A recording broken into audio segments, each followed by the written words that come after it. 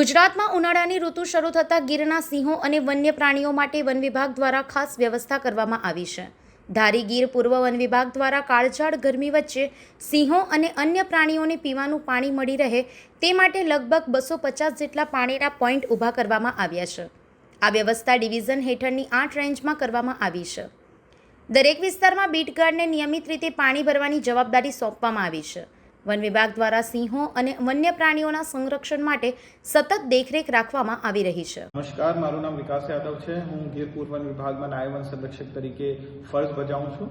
અને જેમાં બધાને ખબર છે કે હવે ઉનાળાનો સિઝન ચાલુ થઈ ગયો છે અને આપણી જો તપોભૂમિ છે સૌરાષ્ટ્રની અને જો સાવજની ભૂમિ છે, અહીંયા કોઈ પણ પાણીની પ્રોબ્લેમ કે મુશ્કેલી કે અછત નહીં સર્જાય, આ વસ્તુને ધ્યાનમાં રાખીને ગીર પૂર્વ વન વિભાગ દ્વારા ઘણા બધા પાણીના પોઈન્ટ મેન્ટેન પણ કરવામાં આવી રહ્યા છે, નવા પોઈન્ટ ઊભા પણ કરવામાં આવી રહ્યા છે.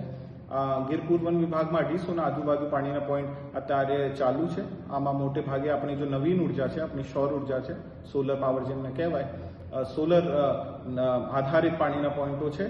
એમને હારે હારે આપણે પવનચક્કી દ્વારા સંચાલિત પોઈન્ટો પણ છે અને અમુક વિસ્તારો જો દુર્ગમ છે, અહીંયા ટેન્કર દ્વારા પાણી પણ ભરવામાં આવી રહ્યું છે.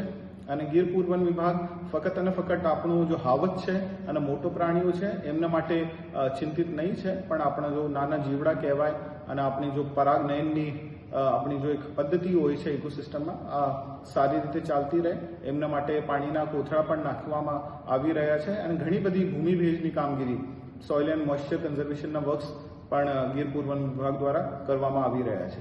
ધન્યવાદ. જાફરાબાદથી ઇમરાન શેખ સાથે B1 ન્યૂઝ, વડોદરા.